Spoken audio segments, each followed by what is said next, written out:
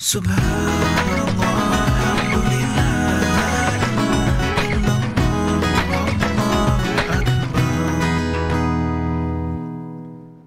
Jamaah, oh jamaah, alhamdulillah, alhamdulillahirabbil alamin. Kembali lagi di Islami Twinda, jamaah Islami Twinda yang dirahmati Allah, masya Allah, alhamdulillah yang baru bergabung kita ingatkan lagi. Hari ini kita sedang membahas tentang tema Besti dengan anak hingga surga. Alhamdulillah. Nah ini ada satu lagi nih masalah yang terbesar nih, mohon maaf yang namanya rumah tangga ya kan, nggak selalu mulus. Ada mungkin yang orang tuanya mulus sampai mereka berpisah dengan maut, nanti ketemu lagi di surga. Ada yang seperti itu. Bahkan ada yang masih hidup ini harus berpisah. Atau mungkin anaknya jadi anak yang semacam broken home gitu ya. Orang tuanya tuh cerai. Jadi bisa nggak nih kita bahas supaya kadang-kadang yang namanya orang bercerai ini ngomongnya gak enak Ustaz Syam. Yang satu menjelekkan yang lain, ya ibu menjelekkan ayahnya, yang anaknya di ayahnya menjelekkan ibunya. Jadi satu sama lain itu saling menjatuhkan, bukannya saling mendukung. Nah bagaimana caranya untuk ibu dan ayah ini yang sudah berpisah tetap bisa menjadi bestie atau sahabat bagi anak-anaknya. Bukan malah menjadi musuh. Dan anak ini nggak bingung gitu, saya harus kemana, siapa yang harus saya dengerin gitu. Kayak yang ini salah, yang ini salah, yang ini salah, yang ini salah. Bagaimana? Mohon izin Ustaz Syam. Habib guruku, Habib Nabil, Ustaz Maulana, Mas Fadli, serta guru-guru kami yang dimuliakan Allah Subhanahu wa Ta'ala, serta para orang tua yang dimuliakan Allah Subhanahu wa Ta'ala yang selalu berusaha untuk menjadi bestie bagi anak-anaknya. Ba'da naqul a'udzu billahi minasyaitonir rajim. Ya ayyuhalladzina amanu qu anfusakum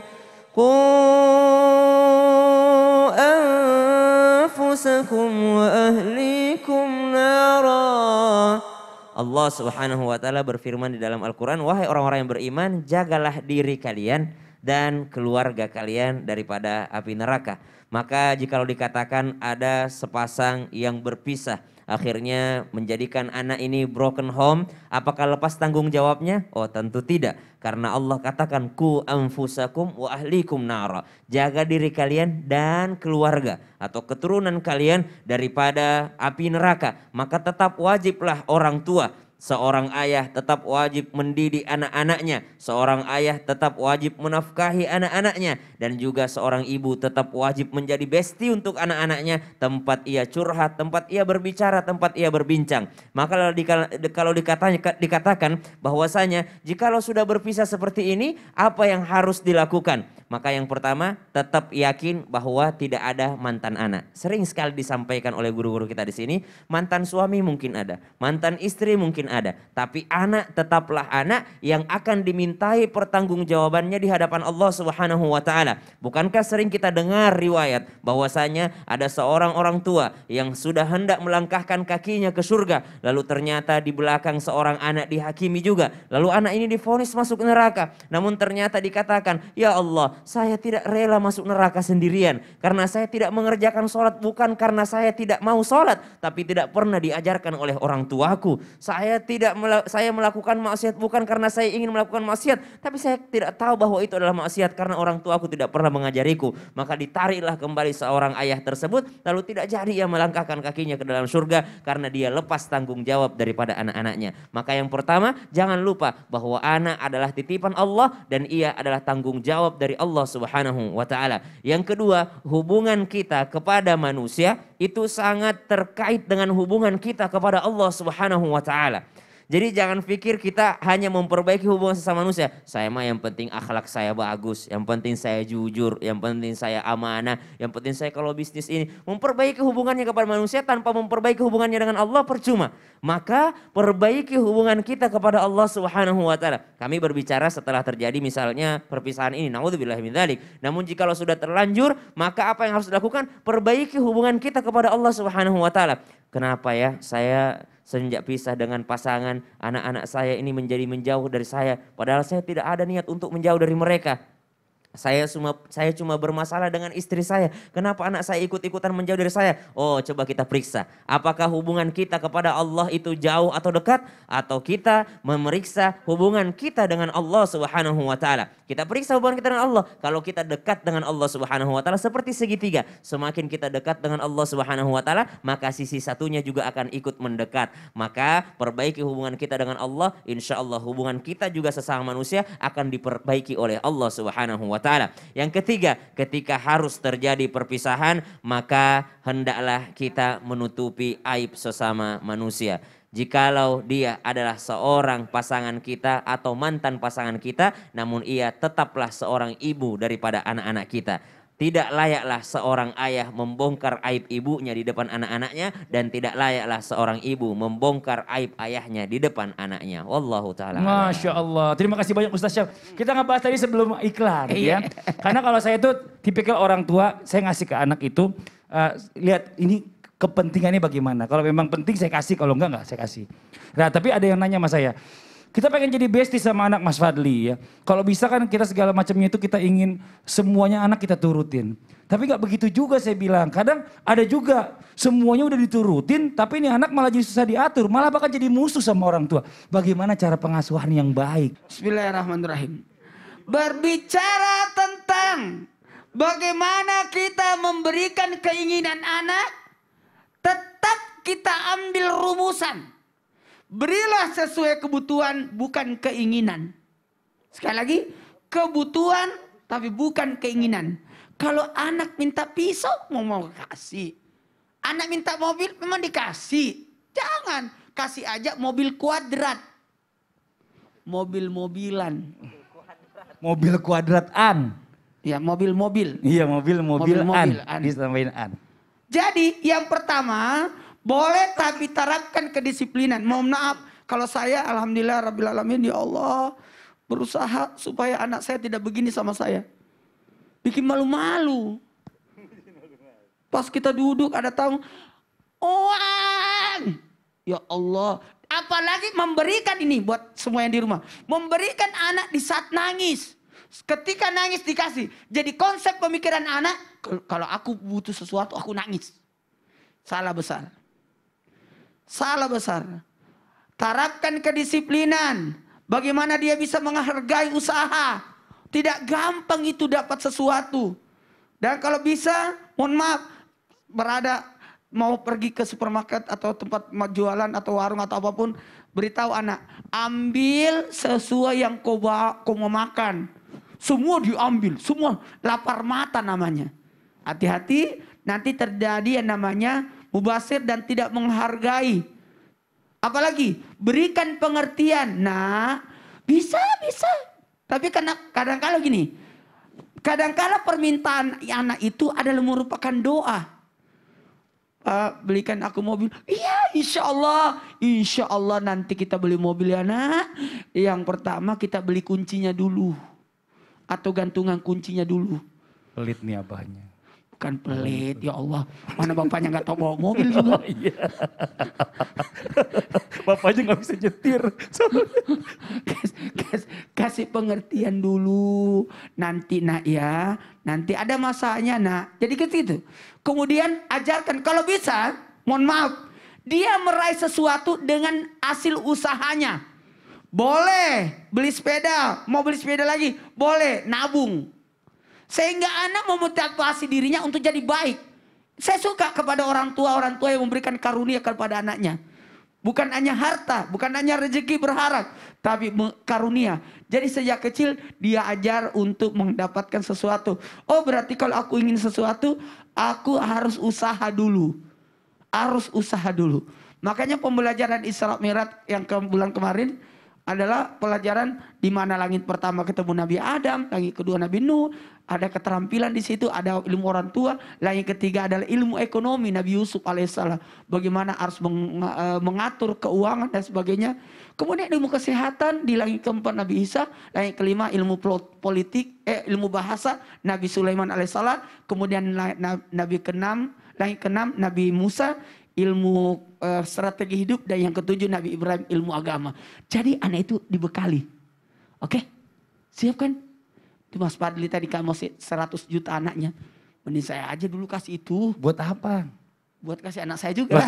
Sama aja, cuma numpang lewat doang dong berarti. Iya, iya. Terima kasih banyak Ustadz Maulana atas penjelasannya. Masya Allah, jazakallah khairan kasiran ya. Nah sekarang kita lanjut lagi buat jamaah Islam itu Indah. Saya akan membacakan pertanyaan yang masuk dulu nih. Yang ada di sosial media Islam itu Indah ya. Di segmen Tanya Dong Ustadz. Kami Semua tanya dong Ustaz.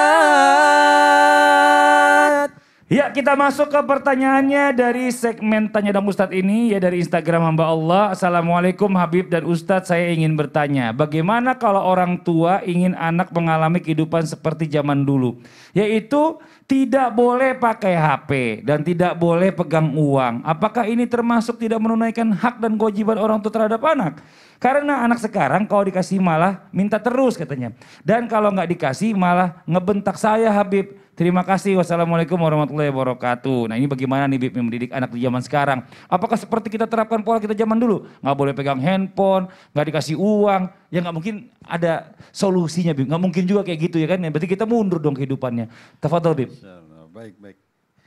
Izin Ustadz Maulana, Ustadz Syam yang dimuliakan Allah. Para pemirsa yang dimuliakan Allah Subhanahu wa Ta'ala. Tadi ditanyakan dalam pertanyaan tadi bagaimana tentang kalau misalnya boleh nggak kita melakukan kepada anak nggak usah dikasih HP, nggak usah dikasih uang, ya. Jawabannya adalah begini. Jadi hadirin wal hadirat, saat kita didik anak itu ada beberapa hal yang harus kita perhatikan yang nggak bisa berubah. Namanya usul ya di dalam fikih atau usul syariah. Apa misalnya dalam masalah akidah, ya. Dari sejak zaman Rasul SAW sampai akhir zaman itu tidak boleh berubah. Misalnya kita ngajarkan kecintaan kepada Rasul. Jangan sampai nanti kemudian ini zaman sekarang cintanya misalnya sama bintang film kah atau sama siapa. Ajarkan cinta sama Sayyidina Muhammad itu nomor 1. Ya. Nggak berubah sampai akhir zaman harus orang tua didik seperti itu. Yang kedua dalam masalah ibadah begitu juga. Jangan kalau nggak les misalnya ya kemudian pada saat nggak les kita hukum.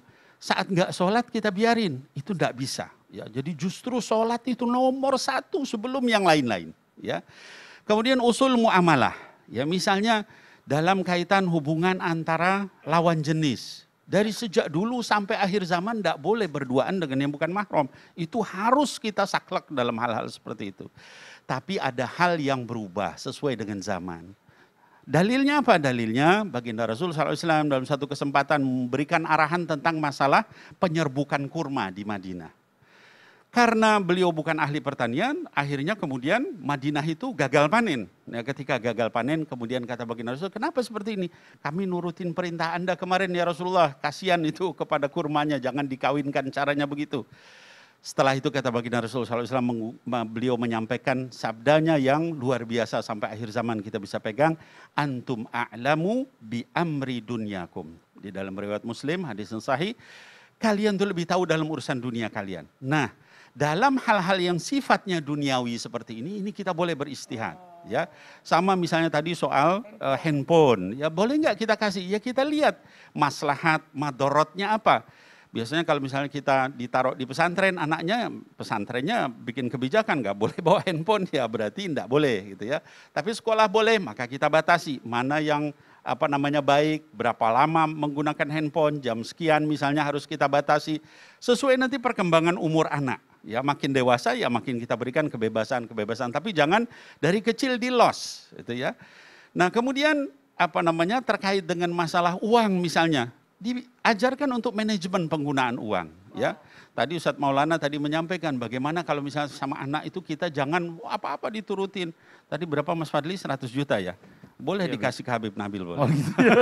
Jadi pindah lagi ke Habib Nabil. Jadi istilahnya kita jangan langsung dikasih begitu, tapi misalnya apa? Kalau Anda berprestasi, maka saya akan berikan seperti ini. Jadi ada reward ya, tapi juga ada punishment. Wah nggak sesuai dengan prestasi itu ya jangan dikasih. Nanti anak akan terbiasa apa-apa itu dia harus berusaha. Apa-apa itu dia harus mandiri. Apa-apa itu dia harus sungguh-sungguh. Dengan cara seperti itu maka terpenuhi. Jadi sekali lagi tadi 2 hal. Ada hal yang usul, ada hal yang sifatnya furu atau duniawiyah. Dalam hal-hal yang sifatnya usul, ya baik itu akidah, ibadah maupun muamalah, nggak ada tawar-menawar sama anak. ya. Tapi dalam hal-hal yang sifatnya tadi masalah wasail, masalah misalnya apa keduniaan dan sebagainya, lihat fikihnya. Ada maslahat, madarat, muazanah, ya pertimbangan, ya aulawiyat, prioritas dalam fikih. Itu kita terbuka, ya, dan setiap orang tua punya style yang berbeda di dalam mendidik anaknya masing-masing. Anaknya Ustadz Maulana beda dengan saya, anaknya Mas Fadli beda dengan saya, anaknya Ustadz Syam juga. Amin ya rabbal alamin. Jadi demikian ya Mas Fadli, ya di dalam mendidik anak. Terima kasih banyak atas penjelasannya Bib. Ya, Sama-sama. Ustaz Syam nih, lihat deh. Apalagi tuh? Saya pengen beli sepatu nih. Tuh ada warna yang ini merah sama yang ini agak biru dongker keren nih. Keren banget nih, yang merah aja nih. Ya? Yang merah aja deh. Ini merahnya merah jadul begini, norak merahnya. Sama aja kayak anak-anak ngomongnya. Ustaz Syam kan anak zaman sekarang, masa milih yang norak begini sih? Nanya pendapat tahu gitu gak usah khusus tahu. Minta pendapat tapi dipatahin. Tapi saya kan lebih tua daripada Ustaz Syam. Ya, Saya bukan lebih begitu pengalamannya lebih juga. banyak. Tapi kan pendapat anak juga harus didengerin dong. Saya itu Tuh. lebih banyak pengalamannya Ustaz Nah Syam. kan, ngeyel kan, gengsi banget sih Mas, jangan salah. Anak tuh kadang-kadang juga bisa jadi penyelamat orang tua loh. Oh gitu. Iyalah, Masa sih? jadi kalau misalnya ada pendapat anak tuh kadang-kadang juga harus didengerin kali. Masa? Kalau nggak percaya, nah udah deh nanti kita jelasin deh. Setelah yang satu ini aja deh, ya. Emang Jamaah. gitu? itu Orang kan, tua itu juga kan ini. tetap ngeyel aja kan. Ya udah deh jamaah, Emang nanti orang aja tua. deh. Emang Ya. gitu? Jamaah tetap di Islam itu indah. Jamaah, oh jamaah, alhamdulillah. Tuh. Subhanallah